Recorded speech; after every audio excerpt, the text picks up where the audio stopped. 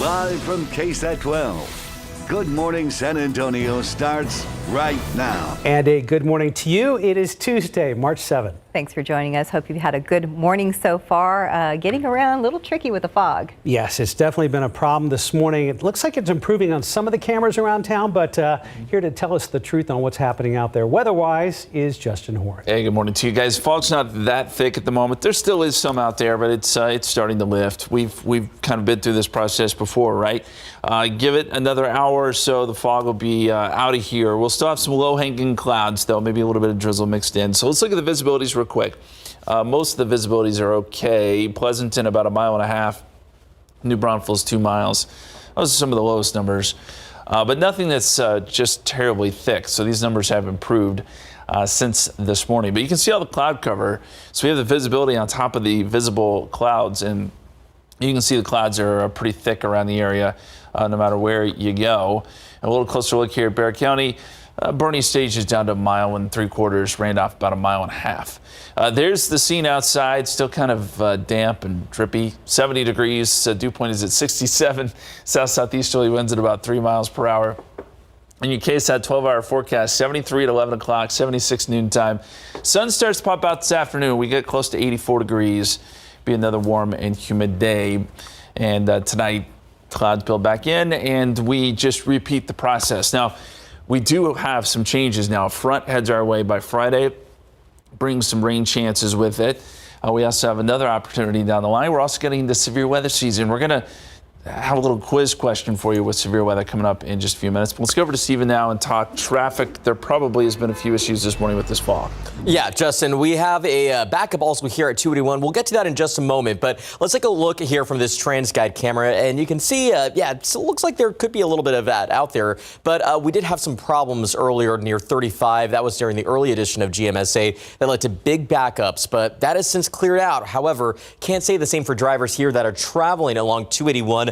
This is the camera shot at Stone Oak Parkway, and that is because we have road work taking place there, intersection work this week. But thankfully, here in our metropolitan area, we really aren't seeing a whole lot of issues, just some of the residual slowdowns there along 151 if you're traveling east, as well as 35 southbound heading in from Live Oak. So expect to see a little bit of that residual backup. But again, remember, that could also be due to a lot of the road work taking place. So as a friendly reminder, I would suggest you could scan this QR code that is now on your screen that takes you to our KSAT traffic page. And we have a list of all the closures that are current right now. And of course, anything else that could impact your drive time. Guys. Thank you, Stephen. Let's look at today's 9 at 9. An urgent search is underway for a group of Americans kidnapped in Mexico. The 4 people were in a minivan with North Carolina plates, apparently traveling across the border for cosmetic surgery in the Mexican city of Matamoros, which is controlled by a powerful drug cartel. Federal authorities are investigating a growing number of air travel incidents. In just the last 2 days, there have been near collisions, a bird strike, and an attack midair on a flight crew with passengers taking down the suspect. The FAA is set to hold a safety summit in Washington next week. After 2 different train derailments in Ohio, Norfolk Southern says it's addressing the issues with a plan focused on boosting safety, including the enhancement of the hot bearing detectors, which can trigger an alarm if a potential failure or high temperatures are detected. This afternoon, State Senator Roland Gutierrez will join families from Uvalde to unveil a new package of bills aimed at reducing gun deaths. The bills would limit some forms of ammunition and close gun show loopholes. The Biden administration is considering reinstating the policy of detaining migrant families who cross the border illegally. It's one of several options officials are weighing as they prepare for the end of Title 42 in May. White House and Homeland Security officials have had multiple meetings in recent days to discuss the issue. In the 26 months since rioters attacked the U.S. Capitol on January 6, prosecutors have reached a new milestone. They have arrested 1,000 people. The government is still searching for other people involved in the attacks, including a woman who disappeared before her trial that was set to begin yesterday. Former Vice President Mike Pence is trying to get out of a subpoena to testify in front of a federal grand jury about January 6th. His legal team has filed a motion that says the Constitution's speech or debate clause protects him from testifying. Pence is arguing it applies to him because he was acting in his role of president of the Senate on that day. Verizon is raising prices on some of its older cell phone plans. It's hoping the price hike may be an incentive to get customers to switch to its latest 5G plan. People who prefer to stay on their older plans will have to pay $2 more a month. The change takes effect April 10th. It's looking like a slower start to the usual hot spring season for the housing market. Experts say rising mortgage rates have been cooling off the market. Mortgage rates have been rising for 4 straight weeks and are now averaging nearly 6.7%. And that's today's 9 at 9. In your morning headlines, another death after that human stampede at the end of a concert at a gun-wielding venue. Owner trying to shut down a wedding reception. Plus a couple of car chases with a couple of dramatic endings. David Sears is here with all of these stories. David, glad you're here. Not quite the same when you're not around, my friend. Yeah, good morning. Well, I appreciate that. It's not quite the same when I'm not here. Fair. Well, thank you. We're in agreement. For me. Yeah. Something like that. Yeah. How many times have we seen a car chase where the guy never gets away? Or the lady never gets away? I don't understand these people. Why they want to run. Usually, They don't. It ends with them in cuffs. Right. Yep, and we'll show you that in just a second. But first, let's start with this. A packed house at the New York City Armory for a concert when all of a sudden chaos broke out. Fans started running for the exits, and now 2 concert goers are dead. A second woman has passed away. It was Glorilla and Finesse 2 times on stage. The concert ended about 11 o'clock Sunday night. People started heading for the exits when all of a sudden panic. Folks inside started running for the doors. There was a fear that gunshots were heard, although police have not been able to confirm that yet. Still, it turned into a stampede, and there were some who just got trampled. When police got inside, they found 3 women with life-threatening injuries, and now 2 have died, as we said. And we have a reaction from 2 of those inside when it all broke loose. We thought everything was good. At first, when we going towards the door to leave out, everybody started rushing back. So we started running and falling and everything. Doing a lot of pushing and shoving. I unfortunately was one that was on the ground. Thank God I did get up. But everybody wasn't so fortunate. It was a different experience. It was very scary. I've never been through nothing like this. Yeah, rapper Glorilla posted her reaction on social media offering her prayers. There were several others injured, and police are still investigating. You're looking at a guy just waving a gun around, trying to shut down a wedding reception. See him back over here and a gun in his hand. He's just going all over the place. The good news is he didn't shoot anybody, but he was pointing the gun at a lot of different people. This happening at the Southwest Ranches in the Fort Lauderdale area of Florida. And the guy waving the gun is the owner of the venue. The part was supposed to go until 11:30 according to the contract, but the owner wanted to just shut it down a few minutes before 11. He went after several people, a bridesmaid injured, and the DJ took the brunt of it. At first, a worker demanded he turn down the music, came at him several times, even spilled a drink on his equipment. Then the guy in the yellow shirt pulls out a gun out of a brown pouch, and he starts waving it around, especially at the DJ. Get out! Get out! When I look back at him, there's a gun out of nowhere. He had a brown pouch, and there was a gun pointed right at me. And as I'm staring down the barrel of the gun, I'm kind of bracing myself to get shot. He starts just kind of brandishing the gun everywhere.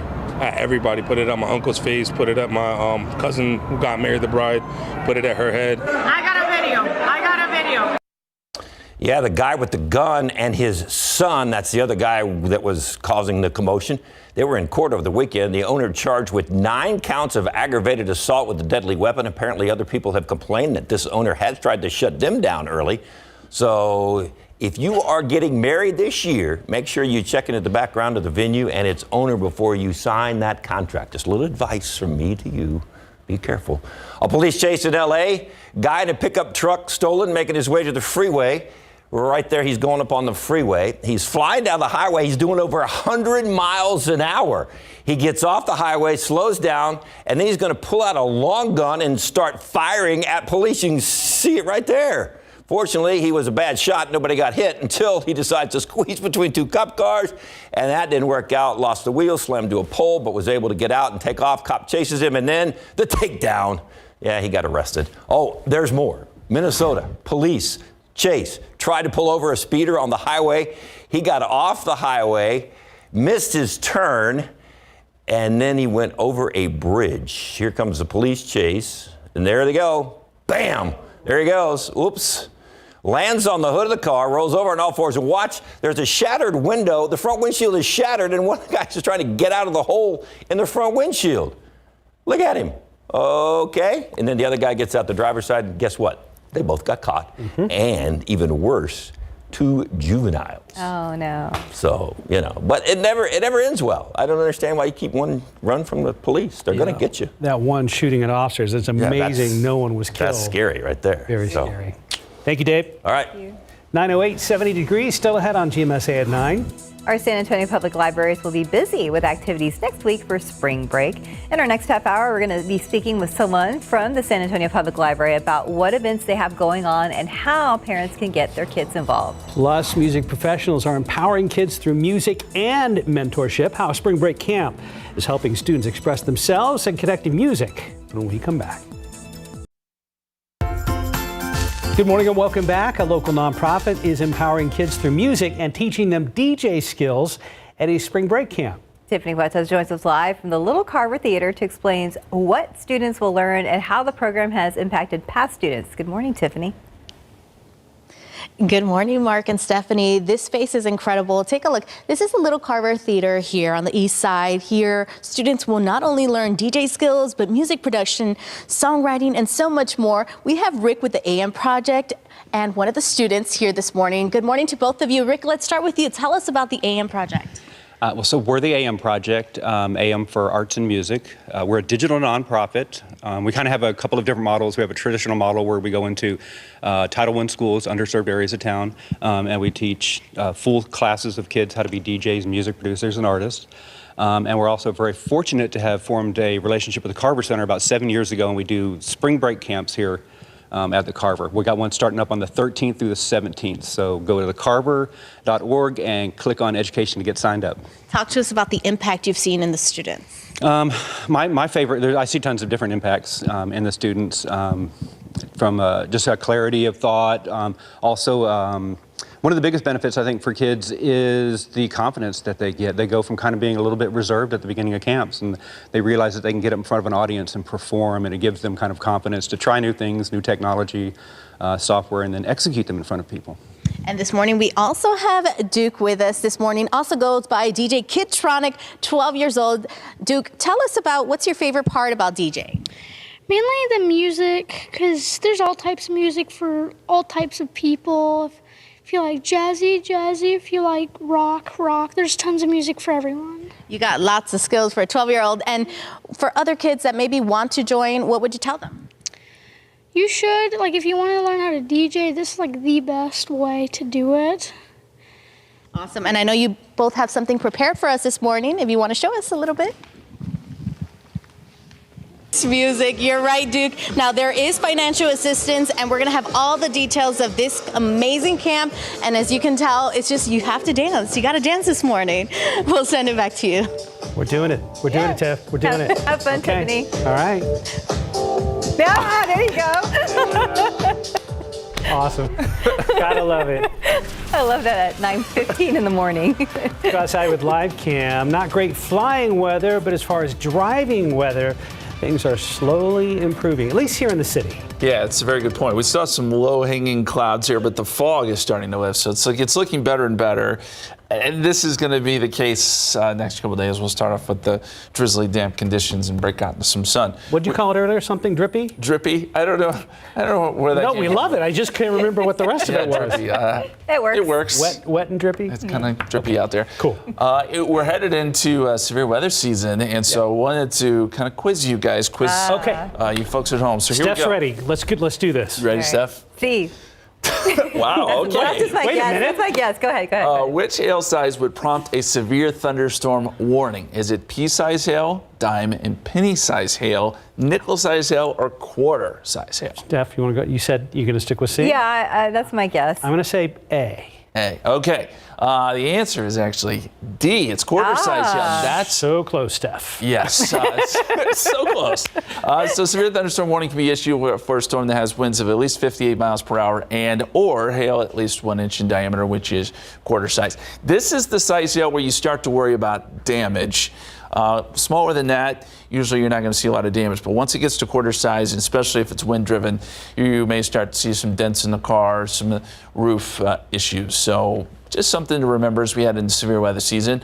In March, we see our fair share of severe weather, but it tends to pick up as we head into April and May. And what we're looking at here, these numbers, the average severe weather reports per month in Texas. So May tends to be our biggest month here in the Lone Star State, but March and April certainly can bring severe weather, and so can early June. So that's kind of our stretch here where we may be dealing with some stronger storms. Are there anything in the forecast? There's not a lot of thunderstorm potential, really, not at least yet, but we do have some chances of rain.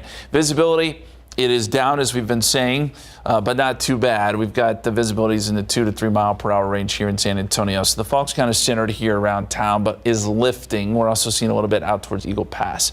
There's the scene outside, cloudy skies and 70 across the board, very consistent. Light winds and lots of humidity. The satellite picture shows all the clouds that have built in here around South Texas this morning. There are a few breaks here and there, and you'll start to see these clouds kind of break apart here over the next several hours. 65 Kerrville, 72 Pleasanton, 74 in Kennedy, 75 in Victoria, and again right around 70 here in town. Here's our KSAT 12-hour forecast as you plan out your day. 76 noontime as you pick up the kids from school. It should be in the low 80s, and the sun's starting to pop out. It'll be awful humid too. Down into the 70s tonight, and then clouds will build back in. I want to show you the temperatures across the state. Look at Amarillo, 33. It's 48 in Lubbock. There is a front there. This front, though, does not make a push south into our area. It does stall out probably just to our north. It's not until Friday that this finally pushes through and some cooler air works in, and that's when our rain chances show back up. So let me show you the forecast here. That front kind of stalls out. It kind of dances around here in North Texas with the cold air staying up across the Panhandle, warm and humid stuff staying down here across South Texas. But here comes our next storm system, and as it moves in, we'll see maybe a few showers along the front late Thursday to our north, and then some of those showers and storms may develop right along the front Friday morning. And that's kind of the time frame I think this might be moving through. So 30% chance of storms Friday early in the day. And then by the afternoon, it's cooler. I think we'll have highs in the 70s. We'll get rid of some of that humidity. So something to look forward to here. And temperatures, yeah, they cool down Friday with the front, probably a little cooler on Saturday. And we build back up on Sunday before another front brings us back down close to average on Monday. Tuesday, Wednesday, Thursday, though, will be above average. So here's how it looks in the 7-day forecast. 30% chance of morning storms Friday as the front comes through. 72 Friday, 77 Saturday. We spring forward on Sunday, and it looks like we'll get another front. There's still some questions on the timing with this front, but maybe sometime Sunday into Monday, and that will also bring a chance for some showers and storms. So if we can continue to get at least chances as these fronts come through, that is a good thing. We look forward to those fronts. Yep. Thank you, Justin. Time right now, 9:19, 70 degrees. And right now, a big group of elementary students getting ready for a big career fair event. And our very own Max Massey and Sarah Costa, they're out there getting ready to visit with all the kiddos here in this shot. I don't see Sarah. Oh, there she is. There she is. In the back. Yes, Yeah, yes. yeah. And Max. Blended in with the kids. We're going to check back with them in a minute. Right now, hundreds of second graders at South San ISD are learning about a wide range of careers, including life here at KSAT. That's right. Max Massey and Sarah Costa are live outside Shepherd Middle School, and they're talking to a bunch of kiddos this morning. Hi, guys. How's it going? Good morning, guys. Honestly, it's going great. Having about 5 or 6 groups so far. I gotta give a shout out to Sarah Costa. She's doing a great job. Great tour guide, talking to all the kids. Also, shout out to Charlie here. Charlie, you helped put everything on. Why is this so important for some of these students? So this is important for our students because we want to, so they can explore some careers that are out there in the world. Not necessarily just here in San Antonio, but all over the nation, and just different types of careers. I know they're in second grade, but we want to expose them early too, so that they can see as they're growing up through, through elementary, middle, and especially through high school. We want them to be exposed to all of these types of careers that they can look forward to in the future. We've been showing off some of the storm chasers. Sarah will show it off in a little bit, but you talked about the vast array of different careers out here. Talk about some of the professionals showing off what they have. So we've got City Public Service here. We've got, like I said, news stations here. We've got a couple of universities. We've got a couple of the military, SAPD here. We've got Secret Service. ATF. That's just to name a few. So the list can go on and on for the people. Some of our CTE programs from our district are here as well. All right, Charlie, thank you so much. As you guys can see, CPS going up in the sky. They've been distracting some of our tours. But speaking of our tours, Hey, we're here with Sarah. good So Sarah, morning. give everyone a glimpse of what some of these students are learning about. Okay, so first of all, y'all wave, you're on live TV. We have second graders from Palo Alto Elementary, and they have great questions. Hey, I want to show you guys our live truck. This is what, I'm sorry it's a little dirty, but this is our live truck. This is called the Storm Chaser, and we have different cameras. Max, why don't you get in the passenger seat when you can so I can show that camera. Here. Okay, so what you're looking at is our camera on the technology. top, right? And we can move it different directions. Let's move it this way. Look, I'm zooming in on photojournalist Sal there. I'm really bad at moving the joystick. This is why I usually don't do this job, the photojournalist does. But when we're out in the field, guys, we are covering weather. We're covering, sometimes crime scenes. Those things can be a little scary. Do those scary sometimes to you guys? But we sometimes do good stories, like we're here today. Do you have a question? Questions? No? Yes. What's your question, sir? How long did you have to go to school to do? Great question. His question was, how long do you have to go to school for to be a journalist? Well, it requires a journalism degree, so we went to college, and then we got internships for experience, and now I have 13 years of doing this, and Max has about, 10 years? How long have you been doing this? Getting older by the day. Do you have one more question? How do you set up? How do we set up?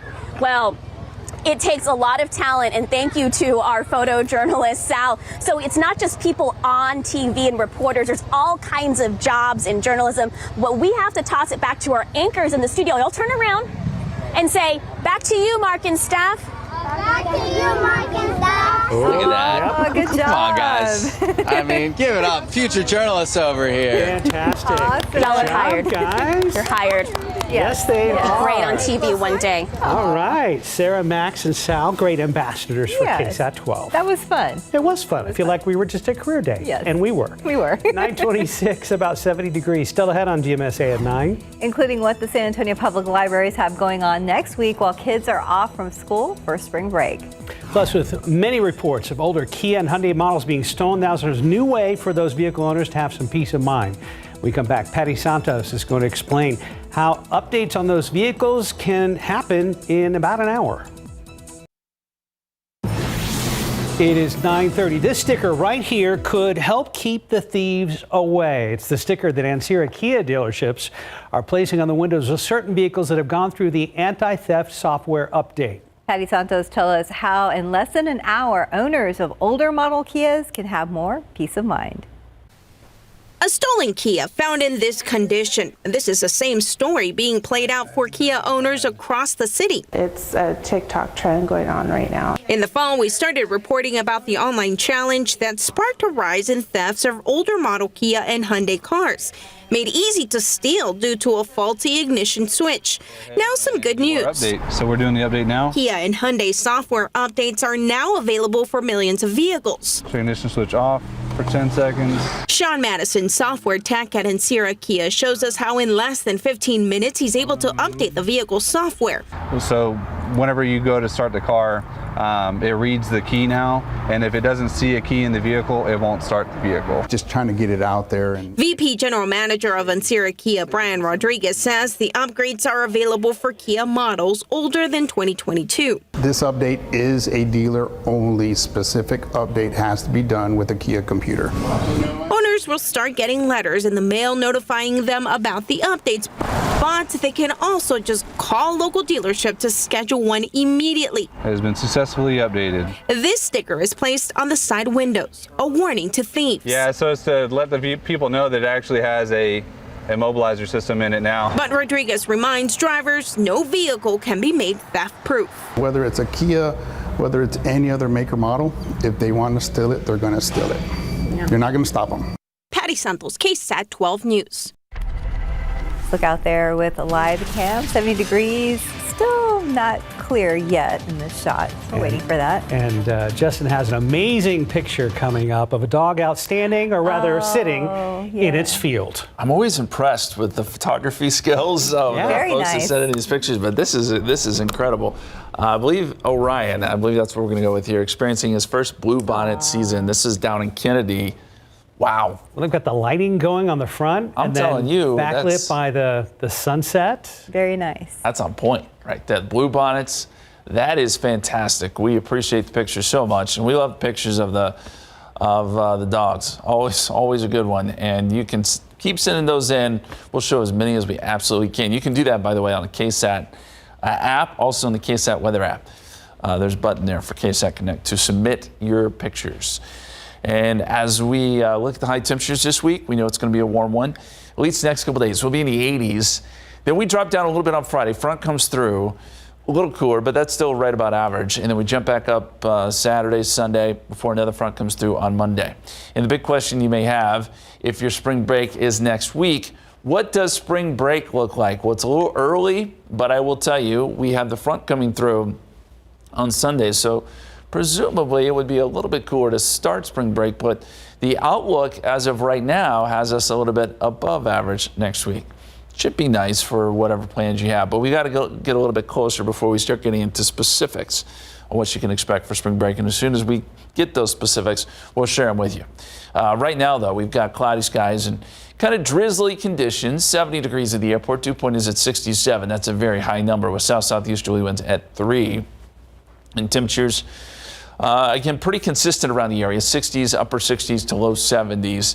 And until these clouds go away, you'll see those numbers kind of hanging in that range. Then once the sun pops out, we'll take some big jumps, and we should get up into the low to mid 80s this afternoon. 72 Port SA, 68 Rio Medina, 70 out there in Hondo. Speaking of cloud cover, here's the forecast. And the clouds do start to break up by right around lunchtime, so we're up to 76. And then by the afternoon, you'll see them scatter out even more. We're looking at low to mid 80s, 84 here in San Antonio is the forecast high, with that humidity sticking around. So what's in store for us the rest of the week? Well, we've got a frontal boundary to our north. This kind of dances around and stalls out, just does not make it here. So we're warm and humid through at least Thursday. Then another system comes along.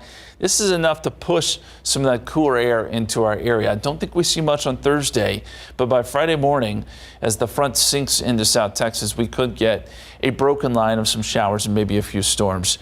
But the timing of this, I don't foresee a lot of severe weather or anything like that, but it is something to watch this time of year. Right now, about a 30% chance of storms. Then as it pushes south, we'll get some cooler air that will sit in here, sit over top of us briefly before the warmth comes back this weekend. And then, as I mentioned, we get a second front coming up sometime Sunday into Monday.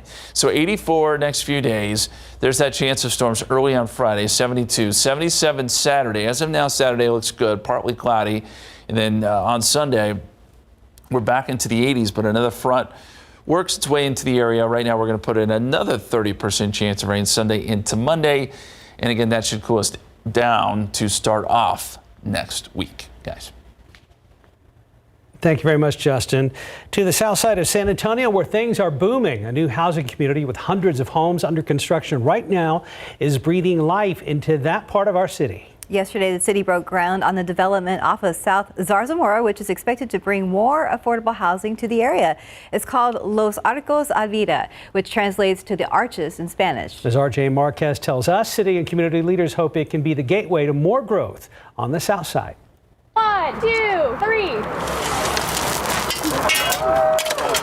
Construction is now underway for the first major project that uses funds from the city's housing bond program that voters approved last year. This project would not have been possible without that.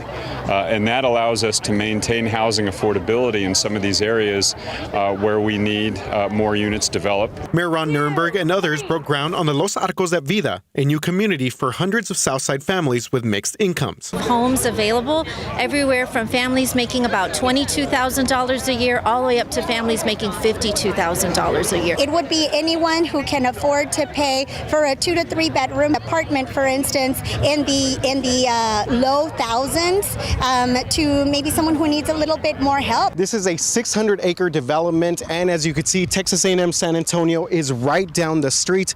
When it's all said and done, there will be more than 300 affordable homes here, everything from single-family houses to duplexes. Along with the growth of Texas A&M San Antonio, there will also be more opportunities in the near future for people living here to get access to jobs, preventative services, and health care. The access to health care eventually that will come with University Health System. We know that it's going to take 3 or so years to get this hospital going, but the educational component of that is going to be critical for our residents as well. These homes at Los Arcos are expected to be ready for leasing by next year. Our vision is that healthy communities represent the broad population and welcome everybody to live in that vibrant, quality lifestyle. RJ Marquez, KSAT 12 News.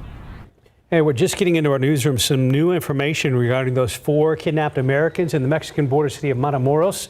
2 of those U.S. citizens have been found dead. The other 2 have been found alive. The governor of Tamaulipas did not say how or where they were found. We will have more on this developing situation on the news at noon. Right now, 9:38, 70 degrees. You're watching GMSA at 9. When we come back, we're going to speak with a representative from the San Antonio Public Library about what activities are being offered for students during spring break and how parents can get their kids involved. 9:41, many students will be on spring break next week. If you don't have plans to go somewhere, not a problem. Our San Antonio Public Libraries will have tons of events and activities for kiddos taking place next week. And to talk more about those events, this is Victoria Villarreal joining us this morning. Hi. Hi, Victoria. Hi, how are you? We're doing well. Thank you for asking. So tell us what our local libraries have for parents and kids to do. Yeah, so the library has story time at locations throughout the system on a regular basis. The days and times of these vary by location, but a full list of these dates and times is available at our website on the events calendar. There are sessions geared toward all different age groups of children, from little ones as young as 0 years old all the way to 12 years of age. And this is really extremely helpful in just developing language, vocabulary, rhyming, and early literacy patterns, not to mention it's super beneficial to expanding imaginations. And reading and keeping our children's minds active is always a good thing, but what about keeping them active physically? Yeah, so one of our locations actually has ongoing children's yoga. These programs are designed to promote fitness for children as well as their parents, and they take place at the Pruitt Library on an ongoing basis. There's also, every once in a while, there's a storytime yoga, and we have one coming up on Tuesday, March 14th at 11 a.m. at Hardburger Park near the Blanco entrance. All ages of children and family are welcome to join this session. And of course, you'd want to bring a yoga mat or a towel or blanket or whatever you need to participate. And just a disclaimer, this is all weather permitting. Of course. Victoria, we know that our libraries have their own some of our libraries have their own Lego clubs. Tell us a little bit about that. Yeah, so that's true. Various locations in the San Antonio Public Library system host Lego Time or Lego clubs. And these programs just provide children an opportunity to be creative with Legos, which is a wonderful way to exercise their minds while having lots of fun. These are geared toward, again, various age ranges of children. Usually Lego Time is recommended for kids, school-age children, so 5 to 12. But there's also some locations that have the Duplo blocks, which are the bigger Lego bricks that are for toddlers and younger children. And just a reminder for all our parents out there, where can we find more information about all of these programs and the other events happening at the San Antonio Public Libraries? Yes, so all of this information is available on our website. And if you'd rather call or speak to someone in person, you can call any one of our branch libraries to get more information about all of these events. All right, Victoria Villarreal with San Antonio Public Libraries. And whenever we talk to you guys, Victoria, I always like to plug your app as well. I never hear people talk about that. The My SAPL app is available in the App Store and Google Play. Yep, that's right. It's awesome. It's a great way to get all your ebooks and books and request folds and everything. And I think there's an event calendar on there too, which is kind of cool. All right, Victoria with San Antonio Public Libraries, thank you. Have a good spring break and good luck. Have fun. Thank you. Thank you. Well, since we were talking about spring break, if you're traveling next week, there's some good news for families flying. More airlines are dropping family seating fees amid growing criticism from the federal government, which means it should be a little easier and cheaper for families to travel with children. CNN's Cole Higgins explains why one travel expert expects more airlines to fold to pressure from the Transportation Department.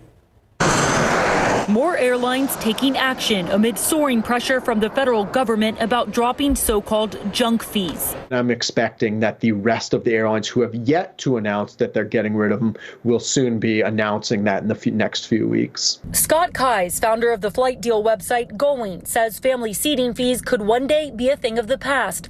Alaska Airlines is joining a growing list of carriers now guaranteeing your family will sit together and they won't charge you for it.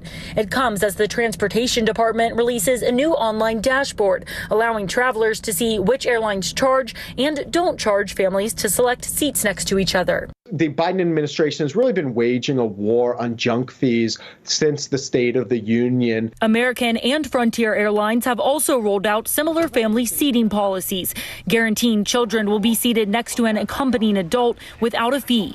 And United Airlines recently announced a policy update as well, but stopped short of offering a guarantee. Travel experts say it's a welcome travel trend for families who have been forced to pay fees, often adding up to hundreds of dollars per trip. Even if you were traveling with young children, if you didn't want to pay the oftentimes, $50 or more per person to pick your seats, you then were at risk of getting separated on the plane. For Consumer Watch, I'm Cole Higgins. Since last spring break, San Antonio International Airport has made some big changes. Some of those changes include some food places and markets found in Terminal A, including Whataburger. And you can now reserve a parking spot online with the airport's Flyaway Valet service. The airport also announced Spirit Airlines as their newest airline partner. And through Spirit, you can now fly nonstop to places like Las Vegas, Orlando, or Baltimore beginning tomorrow, and Los Angeles beginning in May. Airport officials say the number of people flying for spring break has increased this year, and these destinations are seeing the biggest demand. That's Florida, Colorado, Utah, Mexico, and Arizona. 9:47, 70 degrees. Some people may be kicking off their spring break week at the movies with the newest Scream movie coming out in theaters this Friday. When we come back, we are taking a look into the decades-long history of the movie franchise. The latest Scream movie creeps into theaters this weekend. CNN's Rick Damigella has a look at the history of the film series. Scream 6 finds Ghostface stalking their victims in the Big Apple. The Fright Flick franchise has been scaring moviegoers since 1996. Hello? Hello? I don't know if anyone could forget the first time they saw Drew Barrymore on the phone being asked about scary movies, what her favorite scary movies are. And it's just such a visceral, intense, fascinating sequence. One of the best in horror, to be honest. Many sequels have surpassed their original. Oh, yeah? Name one. Scream 2 did a pretty damn good job at bringing back the energy, bringing back the kind of playing with the idea of, oh, see, you've seen sequels, but so you should know what's going on. You are not dealing with a sequel. You are dealing with the concluding chapter of a trilogy. That's right. In my opinion, Scream 3 is the weakest, but it ain't bad. There are moments here that work. There's a killer out there patterning his murders after the original movie. The series didn't end with the third movie, but 11 years did pass until Scream 4. Again, not a favorite of mine. I have some issues with it. I think it was the reveal. The killer reveal is a little silly, and there's things I didn't like about it. But again, there's great moments. It's not a bad film. Would you like to play a game, Tara? Another 11 years would go by before the franchise reboot, simply named Scream.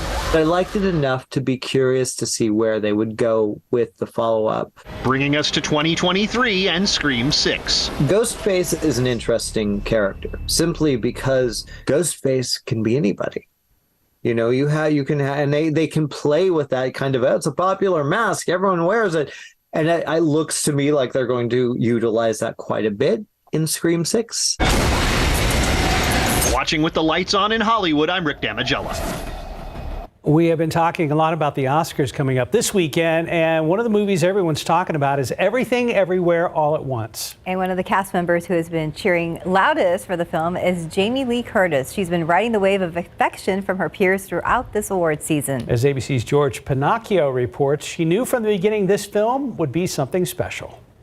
It's an astonishing movie. It's the weirdest movie you've never seen a movie like this. It was on the Oscars red carpet 1 year ago that Jamie Lee Curtis first told me about her little movie. Everything, Everywhere, All at Once. Mrs. Wang, are you with us? I am paying attention. She has been the film's biggest champion ever since. From very early on, I would quite a lot post about the little movie that could, the little engine that could. Remember that story? I felt like we were the little movie that could, and did. We were a humble beginning. We were a motley crew 38 days in Simi Valley 3 years ago. And now 11 Oscar nominations. Curtis knows this film is a bit hard to get your head around. She admits even she didn't understand the story after the first read. Do you understand the movie now? Yes. And when I learned about what the movie was when I was on set in the laundromat. I can see where this story is going. It does not look good. As soon as those sequences were completed, I went like, oh, I know what this movie is. It's about love. It's about love.